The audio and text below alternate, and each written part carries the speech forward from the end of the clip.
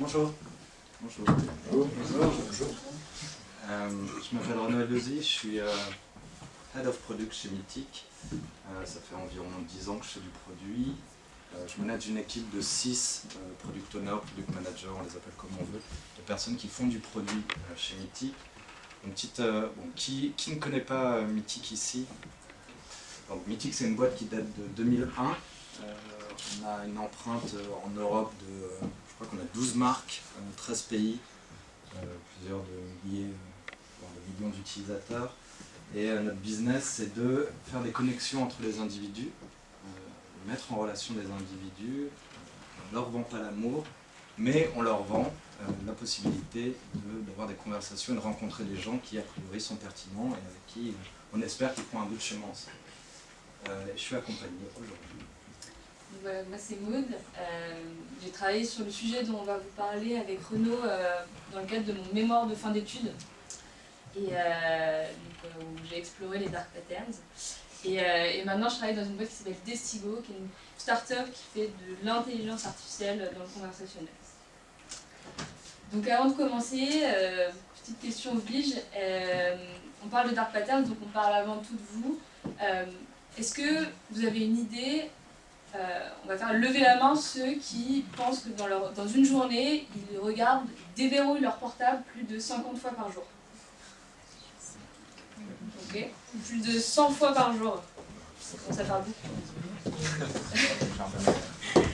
Et bah, effectivement, figurez-vous que l'annual trend report, c'est plutôt du 150 fois par jour. Donc on va appuyer sur le petit bouton juste pour regarder quelles notifications on a reçues, et même pour regarder sans doute qu'on n'a rien reçu du tout.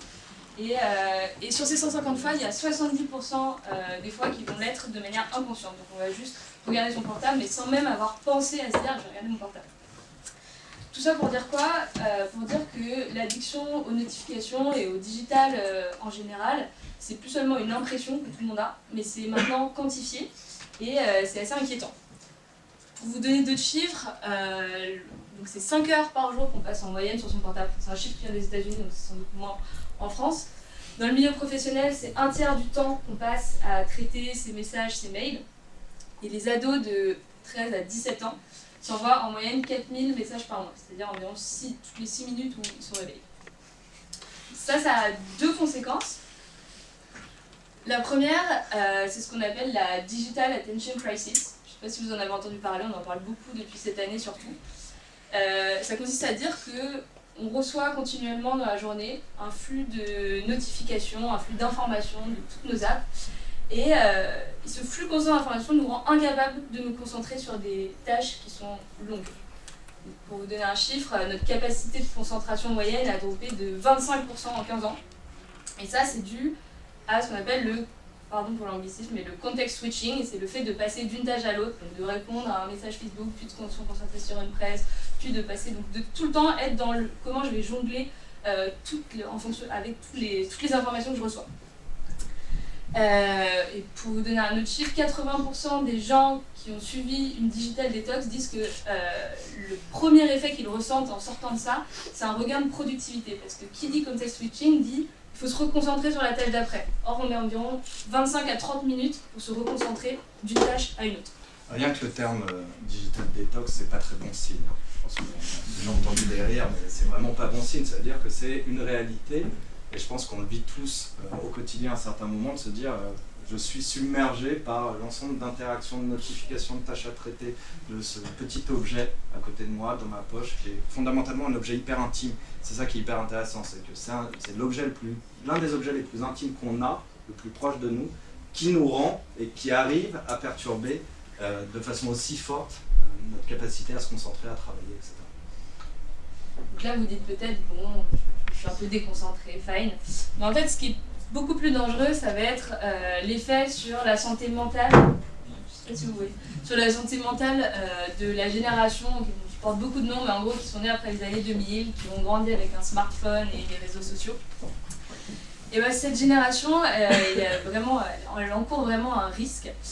Il y a plusieurs études qui vont dans ce sens-là, notamment une étude assez aboutie d'un chercheur générationnel qui s'appelle Twenge, ou alors le Monitoring Survey aux États-Unis, Future Monitoring Survey, Donc c'est des chiffres qui sont aux États-Unis, mais qui montrent une corrélation directe entre le temps passé sur son écran et le niveau de solitude et de dépression ressenti par ces adolescents. Pareil, pour vous donner 2 chiffres, en 15 ans, le nombre d'adolescents qui sont donc en classe de l'équivalent du lycée, qui voient leurs amis de manière quotidienne, a droppé de 40%. Et le nombre d'adolescents qui ont déjà fait un date à l'âge de 17 ans a chuté de 35%, pareil, en 15 ans. Donc tout ça pour dire quoi? Pour dire que de plus en plus, le digital rentre en confrontation avec la réalité.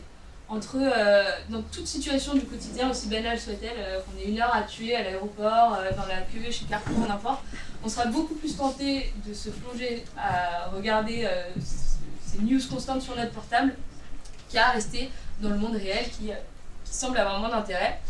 Et ça, c'est dû à une chose qui est en fait totalement voulue, qui est que aujourd'hui, le business model de ces géants du digital, c'est un business model de l'advertising, c'est-à-dire que notre attention est leur ressource fondamentale. Ils doivent capter et accroître cette attention pour accroître leur valeur. Donc, typiquement, Facebook, ce qui va monitorer au quotidien, c'est le daily active user, le nombre de sessions par daily active user, le temps moyen par session.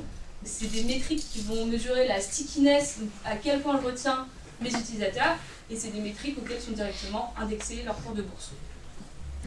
Et en fait, du fait que notre attention c'est une ressource limitée, on n'a que 24 heures par jour, dont 5 à 8 heures de sommeil, ces GAFAM, ces géants digitaux vont se battre entre eux pour essayer d'avoir notre attention, mais vont aussi se battre contre la réalité.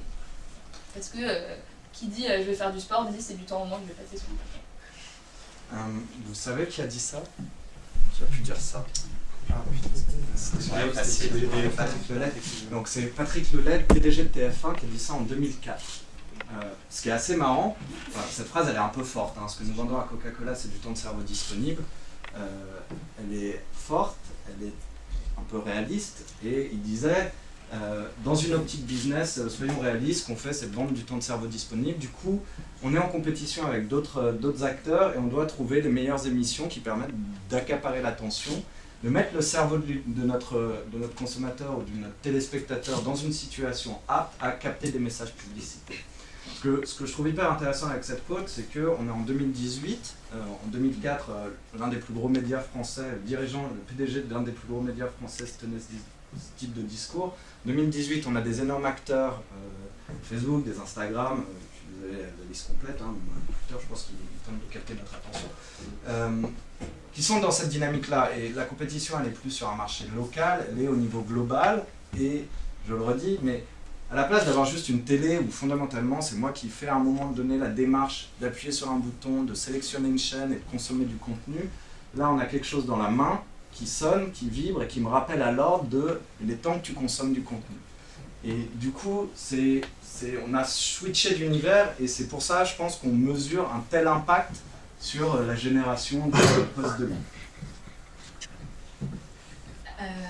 Ouais, donc c'est un impact qui n'est pas du tout dû au hasard. Vous êtes une assemblée de gens qui travaillent dans le produit, donc vous avez tous sans doute entendu parler de Hooked ou lu Addiction by Design.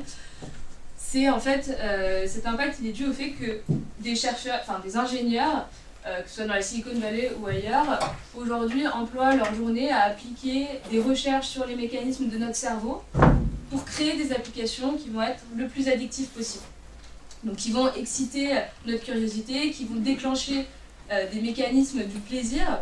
C'est l'hormone de la dopamine, c'est très direct comme corrélation. Pour vous donner un exemple, c'est ce qu'on appelle les dark patterns.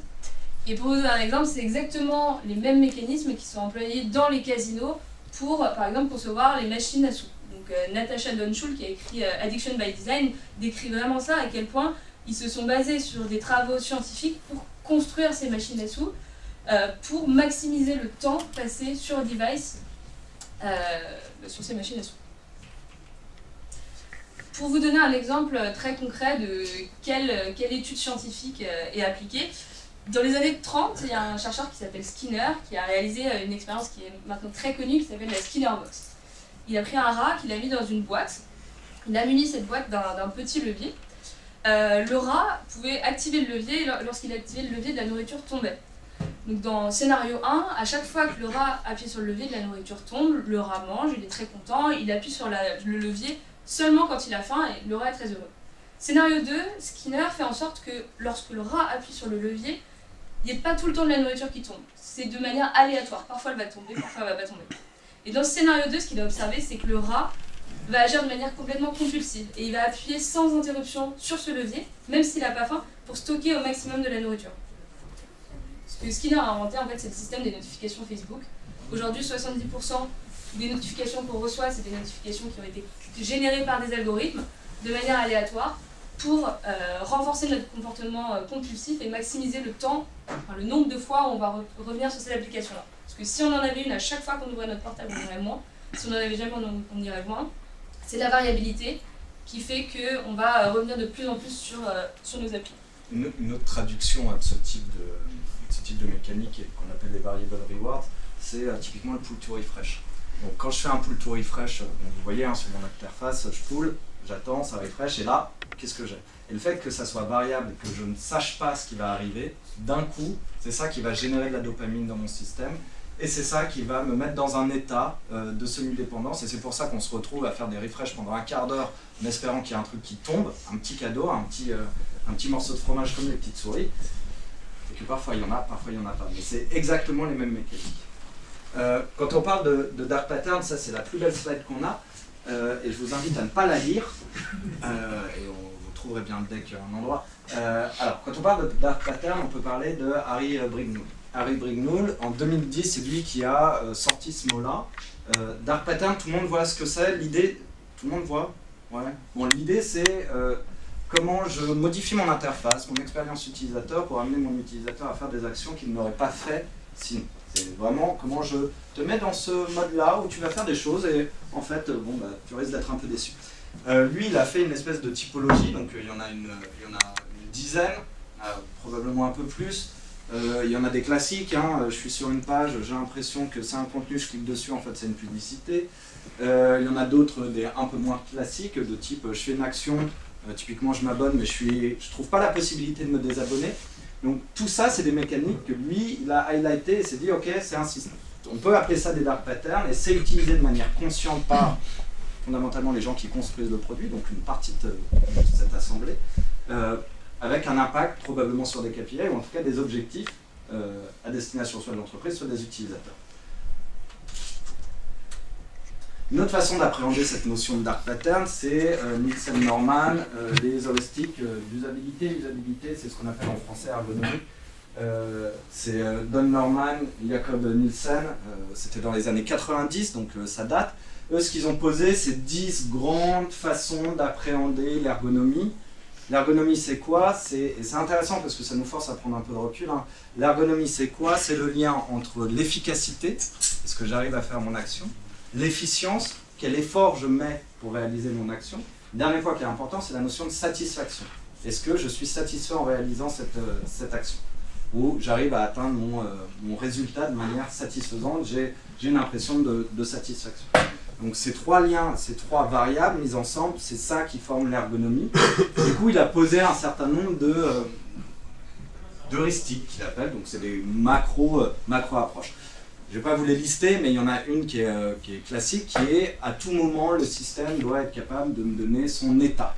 Je dois pouvoir à tout moment trouver de l'état. Et du coup, quand on réfléchit en dark pattern, on transforme et on dit une dark pattern, c'est si en tant qu'utilisateur, je ne peux pas retrouver l'état du système à tout moment. Par exemple, je n'ai pas la capacité de savoir où j'en suis dans un funnel, je n'ai pas la capacité de pouvoir savoir mon statut dans un système, etc. etc. Je vous invite à diguer, on a une demi-heure du coup, et c'est assez intéressant. Mais bref, ce qui nous intéresse, c'est l'actualité. Et l'actualité, c'est lui, il s'appelle Tristan Harris. Vous en avez sans doute déjà entendu parler. Enfin, en tout cas, il a multiplié les interventions à la télé cette dernière année. Et lui, il dit de la théorie à l'action, comment on va éduquer tout le monde pour qu'on fasse pression sur ces géants du digitaux pour qu'ils se remettent en cause et ils se disent putain, nous aussi on a de la responsabilité là-dedans et on va peut-être arrêter de tromper tout le monde. Parce que c'est ça le dark pattern, c'est faire des choix inconscients à l'utilisateur. Il travaillait chez Google avant, il a démissionné et lui son but c'est d'évangéliser la population pour qu'elle fasse pression du coup sur ses équipes produits. Et ça marche. Ah non, pardon. D'abord, on va vous donner quelques tips parce qu'il faut... Ça marche pas. Non, on va vous donner quelques tips parce que le but de ces meet-ups, c'est aussi de repartir avec des leviers activables. Du coup, à notre échelle, déjà, sans en parler produit encore, 3 choses très simples qu'on peut faire au premier abord. La première, c'est couper toutes les notifications qui ne viennent pas de gens. Donc, on ne va pas dire couper les notifications, mais les 70% de notifications qui viennent des algos, on cut pour couper le variable reward et vous allez voir que vous allez déjà nettement moins revenir sur vos apps. Deuxième chose, mettre son portable en noir et blanc. C'est vraiment à tester. Les icônes sur les portables en fait, sont faits pour déclencher des mécanismes de récompense du cerveau. Notamment le rouge c'est la couleur qu'on voit le moins dans la nature et qui est le plus repérable par l'œil humain. À chaque fois qu'on ouvre son portable, notre cerveau est récompensé parce qu'il y a toutes ces couleurs, on est super content, on s'en rend pas compte, tout est dans notre cerveau. Mais quand on coupe en noir et blanc, on réobjectise le smartphone et vous allez voir que ça fait limite mal aux yeux de le regarder, on n'a plus vraiment envie de rester dessus. Troisième chose, taper une application pour la lancer. Comme on disait, 70% des fois, on les lance de manière inconsciente. Et en tapant, en fait, on se rend compte de ce qu'on lance et on a tendance à beaucoup moins le faire aussi. Et donc, ce que je voulais dire juste avant, ça marche parce que il y a 6 mois, il y a eu cette conférence, la Worldwide Developer Conference de Apple, mais il y en a eu aussi, il y en a eu chez Google, il y en a eu chez Insta, chez Facebook. Ils commencent à sortir des outils pour permettre aux gens de reprendre le contrôle sur leur temps. Donc typiquement, c'est des dashboards pour monitorer le temps passé sur chaque app, pour mettre des limites d'utilisation. Je vais mettre 20 minutes par jour d'Instagram, par exemple, et l'appli va se couper au bout de 20 minutes. Donc un set de fonctionnalités pour re-empower les utilisateurs. Et ça, c'est extrêmement important. La première étape dans cette espèce de prise de conscience de la notion d'addiction, c'est de se rendre compte en fait du comportement. Et tant qu'on n'a pas d'outils pour se rendre compte de son comportement, c'est extrêmement difficile de pouvoir prendre des actions. Et ce qui est intéressant, et je rajoute une couche sur ce que dit Maud, mais c'est que les grands acteurs, nos Google, nos Facebook, nos Apple, ont pris ça en compte et ont construit des outils pour que ces utilisateurs se rendent compte de leur consommation de leurs services digitaux. Donc voilà, tout ça pour dire que 2018 c'est une année hyper charnière et c'est pour ça aussi qu'on en parle. Il s'est placé plein de choses, mais en gros qui vont toutes dans le même sens, qui disent équipe produit au sens large, du dev au PM au PO.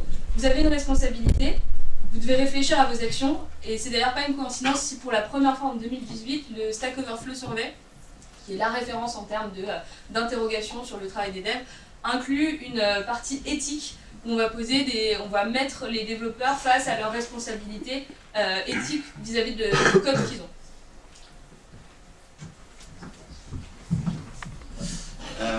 Du coup, on peut se poser la question, combien de personnes font du produit au sens hyper large, product designer, product owner, je sais pas, product manager, du dev. Ok, donc tout le monde fait du produit, c'est le concept. Donc ça tombe très bien, parce qu'on est entre nous et on peut se poser des bonnes questions.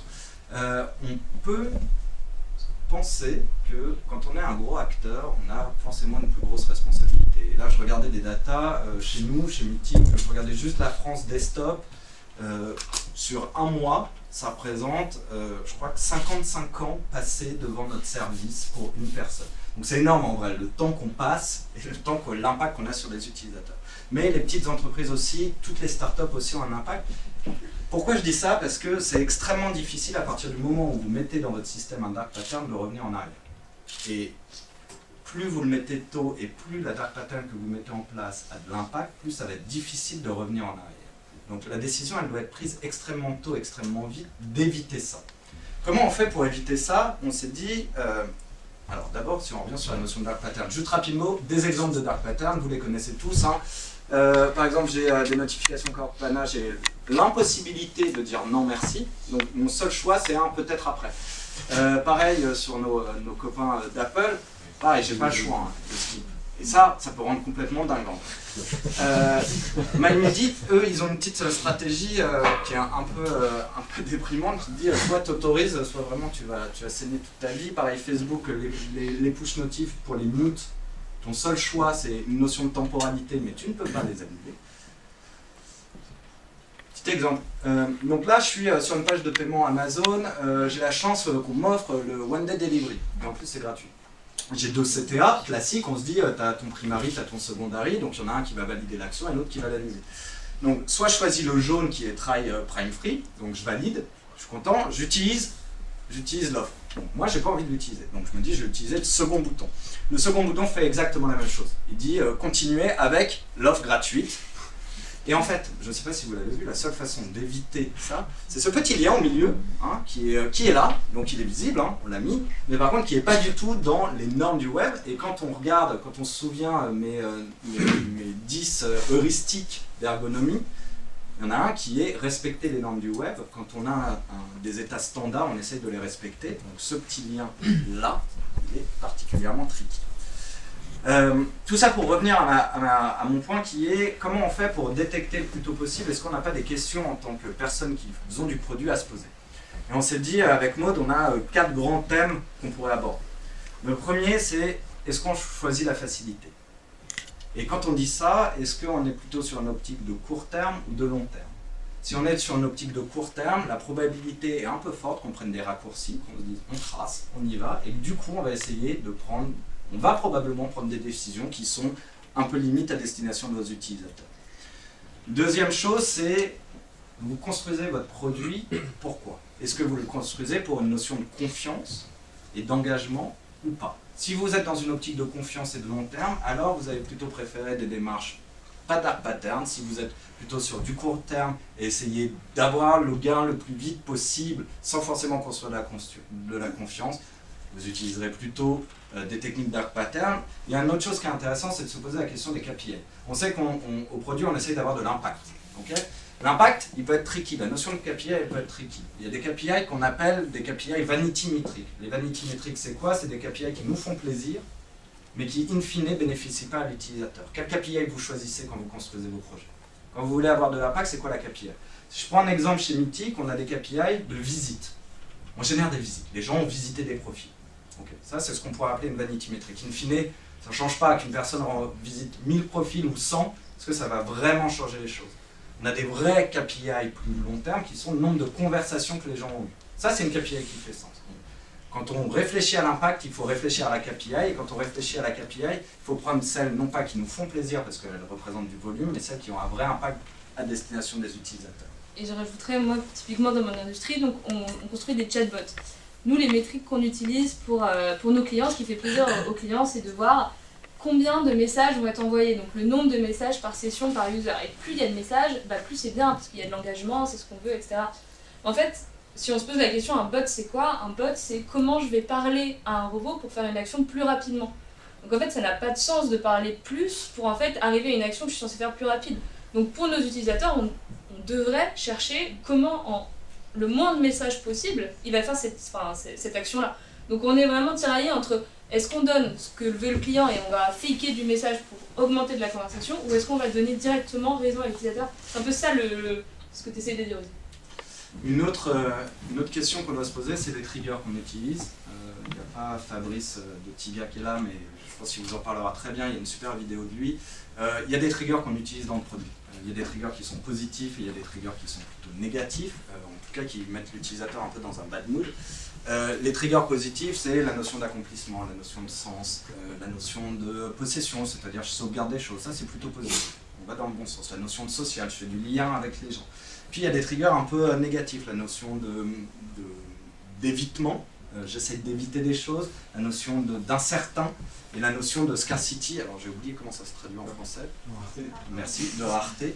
Ça c'est des triggers plutôt négatifs. Donc quel trigger vous utilisez quand vous construisez votre feature?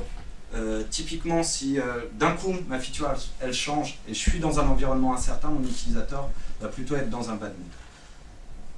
Dernier point, et pour moi qui est à mon avis le plus important, le vrai test de la dark pattern, c'est est-ce que j'en suis fier? Est-ce que ce que je suis en train de faire, j'en suis fier?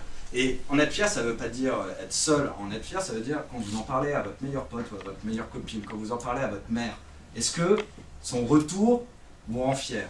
Et pire que ça, est-ce que vous seriez prêt à prendre le micro et à parler publiquement à la télévision devant des millions de personnes du choix que vous venez de faire? Si c'est oui, très bien, continuez, go, go, go.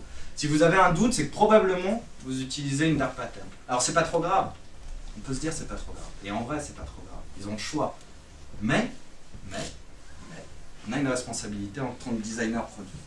Et la réalité, c'est ça. C'est quand on fait du produit, et ouais, cette phrase, elle est un peu cheap, mais elle représente ce qu'on est. On a une responsabilité quand on fait du produit. Et plus votre produit va grossir, plus vous toucherez des utilisateurs, plus cette responsabilité sera importante, et plus ce sera dur de revenir en arrière sur des décisions un peu rapides que vous auriez pu faire. Alors maintenant, c'est à vous. C'est quoi vos exemples de dark pattern? Est-ce que vous les assumez ou pas? On a le droit de ne pas les assumer. Est-ce que vous vous retrouvez dans ce type de discours? Voilà, ce qui nous intéresse là maintenant, et je crois qu'on a le droit à 2 questions, c'est ça? Bonne chance. C'est ça, et à la fin de la presse, vous aurez la liste de toutes les personnes qu'on a citées à toute vitesse, n'hésitez pas à les diguer. Il y a plein de trucs intéressants pour nourrir notre réflexion de concepteur produit. Merci.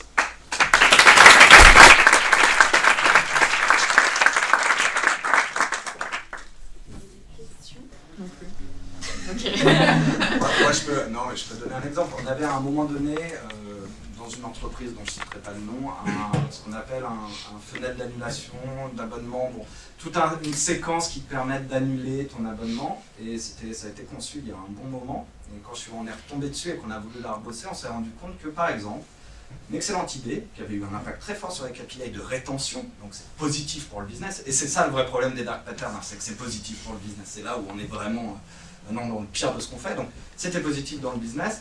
On avait créé une séquence de 12 étapes pour quitter le service.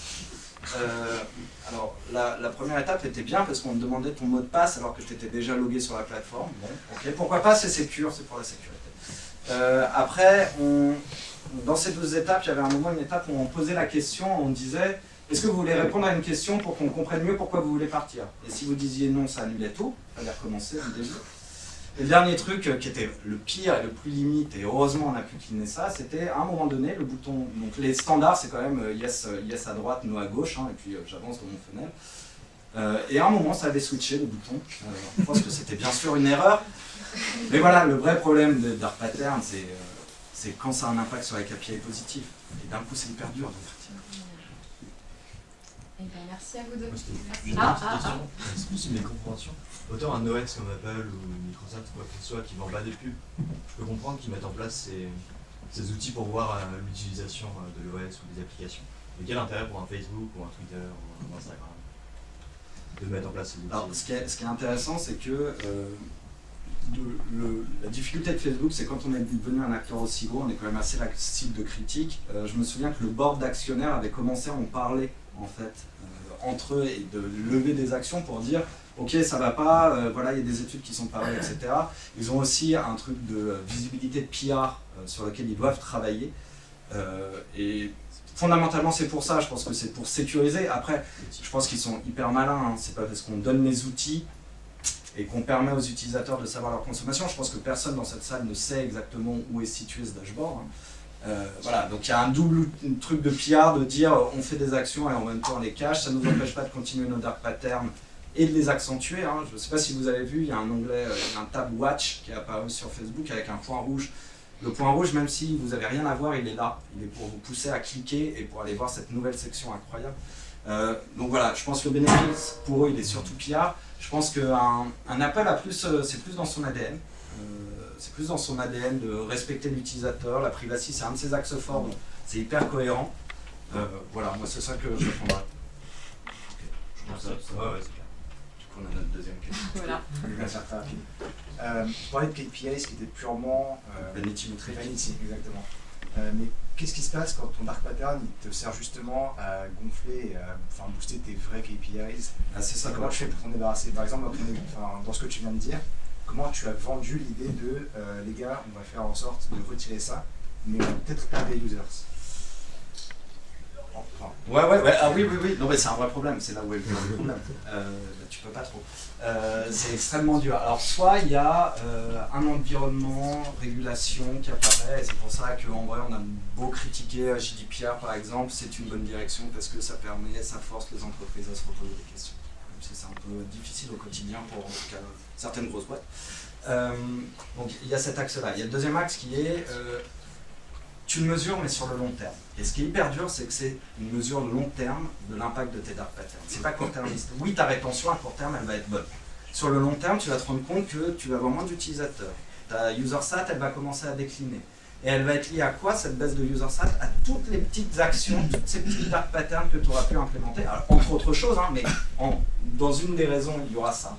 Et du coup, à partir du moment où l'entreprise se dit « Ok, on a un problème sur notre user sat et il faut qu'on travaille dessus », ça peut être une façon de porter ce type de message. Et le troisième point, c'est qu'on sait tous qu'acquérir un nouvel utilisateur, ça coûte beaucoup plus cher qu'en garder un. Ou le faire revenir. Donc, c'est aussi une autre façon de le positionner, de se dire, ok, bah, vous voyez, là, on a mis en place des systèmes qui ne sont pas positifs, mais in fine, sur le long terme, ça va nous coûter plus cher. D'où la question, est-ce qu'on est court-termiste ou long terme? Si on est court-termiste, très bien, go, dark pattern, à fond des ballons. Par contre, on ne sait pas si on se retrouvera dans 3 ans. Mais c'est extrêmement difficile, et c'est les pires dark patterns, celles qui ont un impact direct sur des non-vanity métriques, et c'est pour ça qu'il faut se poser la question dès le départ, en fait. Éviter le plus possible. On a le temps pour une dernière question. J'ai vu quelqu'un un peu frustré de ne pas pouvoir la poser. Ça rejoint un petit peu justement à ce que tu disais à la fin, à savoir le court terme versus le long terme. Le problème, c'est que le long terme, c'est quelque chose qui est difficile à vendre et quelque chose qui est difficile à voir, puisque le lien entre l'action que tu fais et l'impact que tu vas avoir, il va prendre du temps. Les choses court-termistes, on fait un truc, pouf, ça bouge immédiatement, on est content. Comment est-ce qu'on peut faire pour justement plus favoriser des actions qui sont long terme, et comment est-ce qu'on peut faire pour mieux montrer le lien? En fait, je le raconterai autrement. Une technique qui peut marcher, pas qu'elle marche à chaque fois, ça dépend de la pression qu'il y a autour du projet, etc.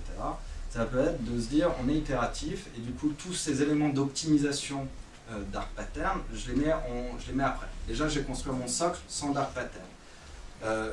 Il y a une justification qui est un peu carnassière, qui est de dire, comme ça on pourra mesurer l'impact et on pourra aller chercher des incréments. Bon, bien, ça c'est une approche. L'autre approche, c'est que ça te permet de sécuriser en fait ton scope. Tu commences par une version qui est hyper neutre et tu désactives si vraiment tu vois qu'il y a énormément de pression, que tu n'arrives pas à atteindre tes KPI. Le discours que qu'on essaye de porter, ou qu'on peut porter en tout cas, c'est de se dire, ok, on commence par cette version saine parce que c'est la plus pure et on rajoutera après. Tu vois ce que je veux dire? Mais c'est sûr, hein, le long terme, il est hyper dur à vendre. C'est beaucoup plus facile de se dire, dans 3 mois, j'ai un gain que, oui, on construit de la confiance, de la trust. Ça dépend aussi beaucoup de quelle est la sensibilité des dirigeants, des CPO dans des grosses boîtes, des head-off, etc. Est-ce qu'ils arrivent à défendre ça ou à pas défendre ça? Voilà. C'est vraiment une question de culture pour eux. Merci à vous deux. Merci.